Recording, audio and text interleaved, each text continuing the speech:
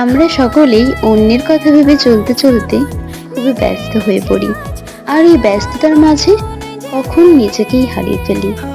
তাই এমন একটা দিন নিজেকে উপহার দেওয়া উচিত যেখানে সবকিছুই তোমার ইচ্ছেতে হবে। হুট করে একদিন বাড়ি থেকে বেরিয়েই পড়ো, নিজের মন মতো জায়গায় ঘোরো, শপিং করো, নিজের পছন্দের খাবারটা খাও, পছন্দের জিনিস কেনো, যেখানে সবকিছুই হবে নিজের পছন্দ। এমন একটা ডেট নিজের সাথেই করে দেখো না, আর গোলাপটা নিজেকেই উপহার দিয়ে দেখো না, মানসিক তৃপ্তি পাবে।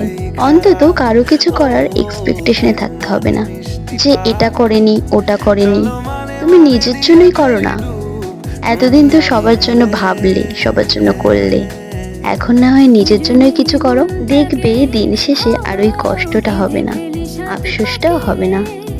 চলো ছোট খাটো করি ভুল চুক, তুমি আমি মিলে।